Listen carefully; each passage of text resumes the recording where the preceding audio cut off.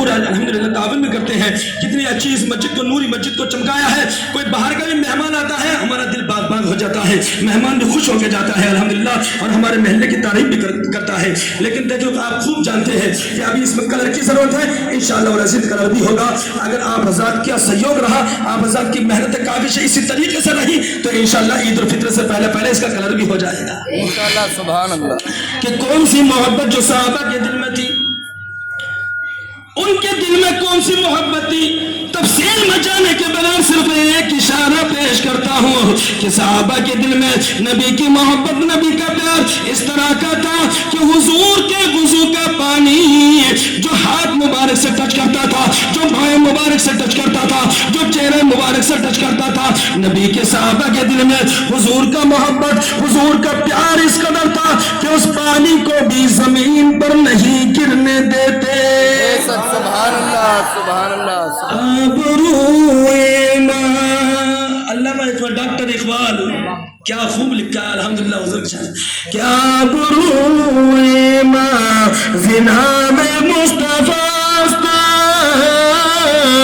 آبروئے ماں. تو کم ہوگی. سبحان اللہ. سبحان اللہ. سبحان اللہ. ماشاءاللہ. سبحان اللہ. الحمدللہ. ہمارے آج جناب عمر بھائی 500 روپے پیش کرتے ہیں. اللہ رب العزت قبول فرمائے, اور ان کے والد مرحوم کو اللہ جنت الفردوس میں اعلیٰ کا مقام عطا فرمائے, تمام پریشانی کو دور فرمائے.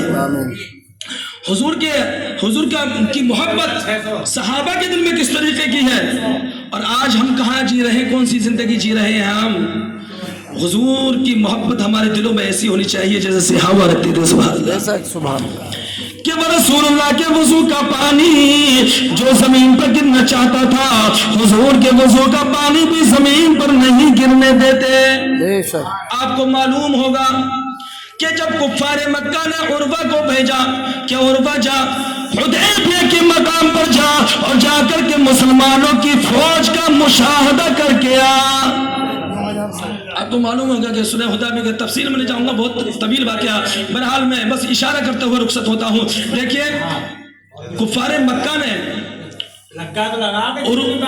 عروہ کو بھیجا کہ عروہ جاؤ, اور عروہ اس وقت انہی میں سے تھی, لیکن بعد میں صحابی رسول بنے ہیں. سبحان اللہ. عروہ کو بھیجا جاؤ حدیبیہ کے مقام پر, اور مسلمانوں کی فوج کا مشاہدہ کر دیا.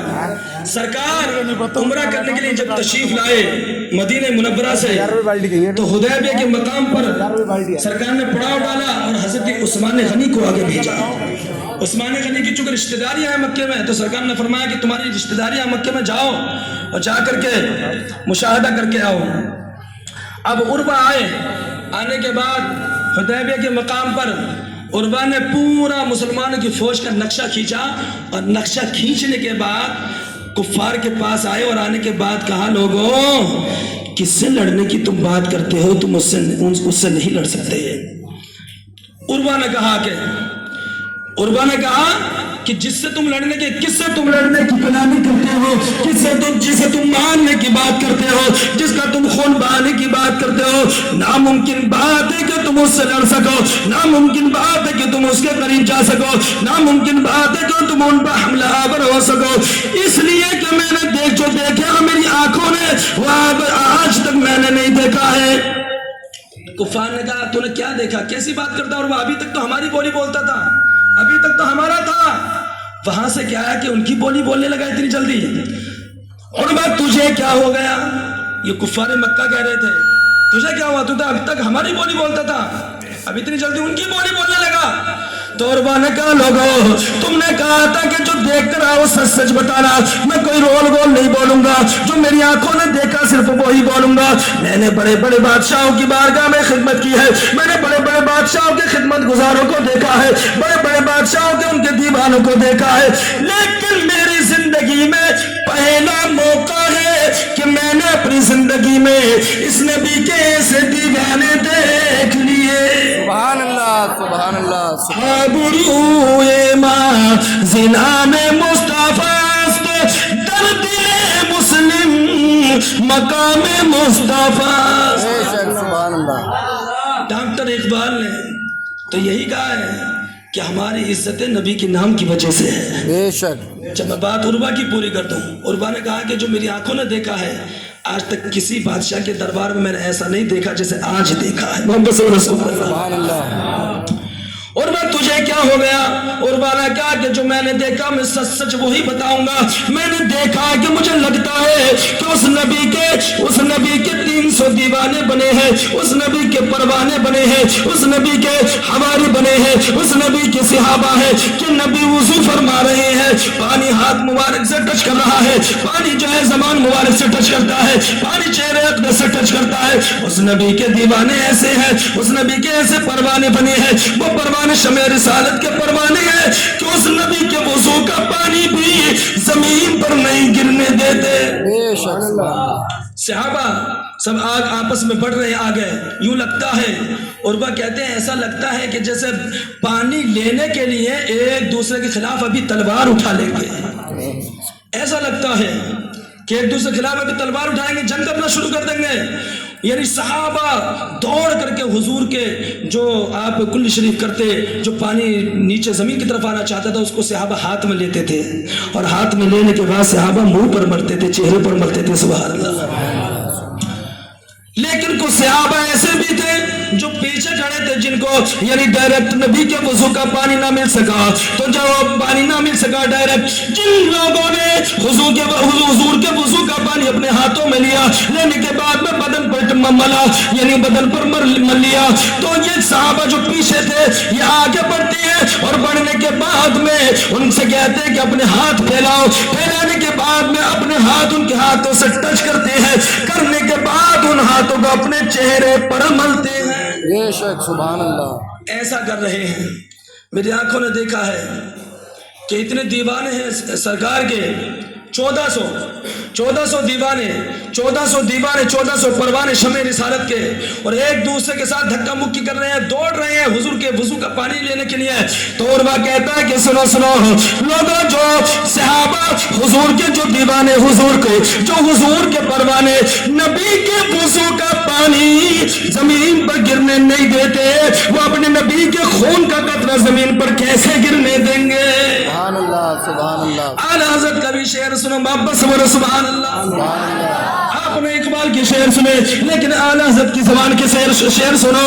اعلیٰ حضرت عظیم البرکت مجدد دین و ملت شاہ امام احمد رضا خان, ہم سنیوں کی شان, بریلی کی پہچان, قلم اٹھاتے ہیں لکھتے ہیں, کروں تیرے نام پہ جا فدا. سبحان اللہ. سبحان اللہ. کروں تیرے نام پہ جا فدا, نہ پیسے کی جا تو جہاں فدا. کروں تیرے نام پہ جا فدا, نہ پیسے کی جا تو جہاں فدا. دو جہاں سے بھی نہیں جی بھرا, کروں کیا کروڑوں جہاں نہیں. سبحان اللہ. سبحان اللہ. کیا کروڑوں جہاں نہیں, دو جہاں سے بھی نہیں جی بھرا, کروں کیا کروڑوں جہاں نہیں. حضور کے جب خون کی بات آئی ہے کہ خون کا قطرہ زمین پر نہیں گرنے دیں گے, تو ایک میں بات روک کر کے آپ کو اور بتاؤں کہ سرکار صلی اللہ علیہ وسلم احد کا میدان ہے. احد کا میدان ہے. ایک مرتبہ سرکار کے لب مبارک پر تیر لگ گیا, سرکار کے لب مبارک پر تیر لگا, زخم لگ گیا, اس سے خون نکل رہا ہے. سوچ رہے ایک صحابی کی نظر پڑ گئی. صحابہ نے دیکھا کہ حضور کے لب مبارک سے خون نکل رہا ہے. وہ صحابی دوڑے آگے آتے ہیں. آنے کے بعد میں حضور کے اس لب مبارک کو چوسنا شروع کیا. چوستے گئے یہاں تک کہ سفیدی ظاہر ہو گئی, خون منہ میں ہے. اب سوچ رہے اس کا کرنا کیا ہے, اگر وہاں ڈالوں گا تو کہیں بے حرمتی نہ ہو جائے, کہیں بے ادبی نہ ہو جائے. سارے خون کو انہوں نے اپنے جسم کے اندر اتار لیا. اب قرآن کی سنو, اللہ کا فرمان سنو. اللہ فرماتا قرآن کریم میں, انما حرم علیکم المیتۃ والدم. خون تو حرام ہے, خون کو اللہ نے حرام کیا. انما حرم علیکم المیتۃ والدم, دم مانے خون, مردار کو اور خون کو, تو خون کو حرام کیا. لیکن یہاں صحابی حضور کے خون کو چوس رہے ہیں. سبحان اللہ. اب کہاں چلی جاتی ہیں لوگوں کی عقلیں جو کہتے ہیں کہ صاحب ہمیں یہ فلاں چیز قرآن سے چاہیے, تو قرآن میں تو اللہ حرام فرما رہا ہے کہ خون تو حرام ہے, لیکن صحابی رسول حضور کے خون کو جسم کے اندر اتار لیا، سرکار کی بارگاہ میں آتے ہیں، سرکار پوچھتے خون کا کیا کیا؟ حضور کی بارگاہ میں صحابی رسول عرض کرنے لگتی ہے، یا رسول اللہ اگر میں فلاں مقام پر ڈالتا تو سرکار اس کی بیعت بھی ہو سکتی تھی، اس کی بے حرمتی ہو سکتی تھی، سرکار اگر میں وہاں ڈالتا تو اس کی بیعت بھی ہونے کا اندیشہ تھا، سرکار میں نے اس خون کو اپنے جسم میں اتار لیا۔ حضور نے منع نہیں فرمایا، سرکار نے فرمایا او میرے صحابہ چلتا پھرتا زمین پر جنتی دیکھنا ہے تو اس صحابی کو دیکھ لو۔ سبحان اللہ سبحان اللہ۔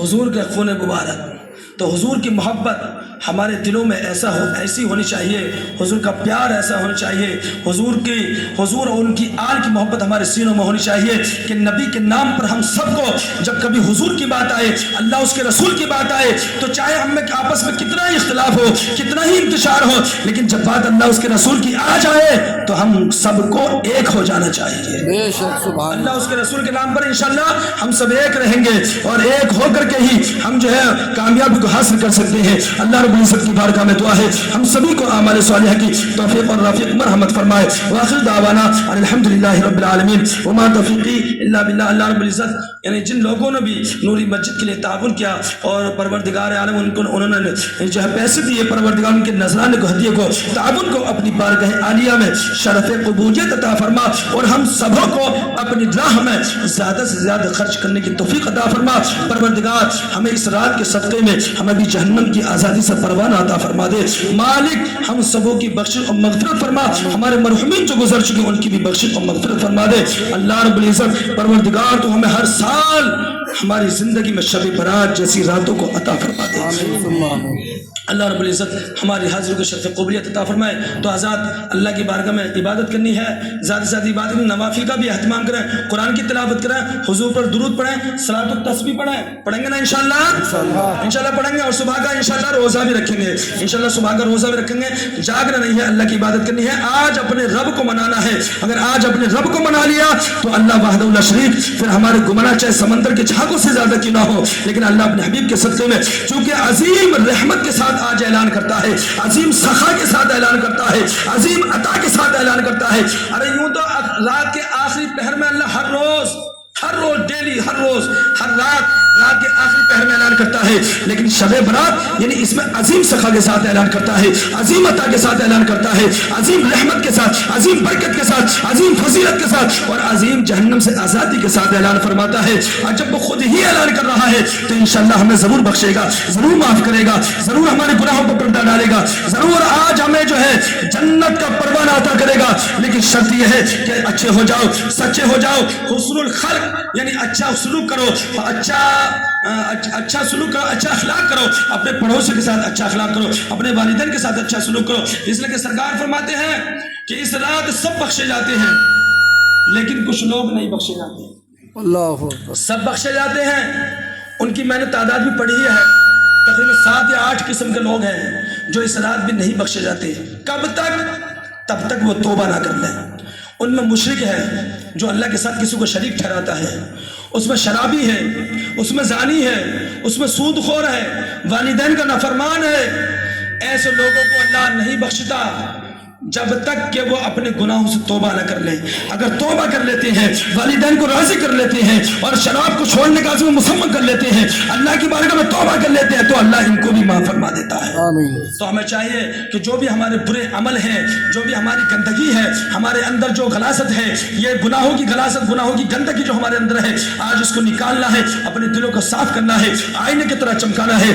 آج اللہ رب العزت کی وحدہ لا شریک کی بارگاہ میں آج اس شان کے ساتھ، اس اہتمام کے ساتھ آپ کو نماز ادا کرنی ہے کہ ہمارا رب ہم سے راضی ہو جائے۔ دکھاوا نہیں کرنا ہے، ریاکاری نہیں کرنی ہے، بلکہ سر جھکنے کے ساتھ ساتھ آپ کا دل بھی جھکنا چاہیے، ورنہ دل نہیں جھکا سر جھکا تو کوئی فائدہ نہیں۔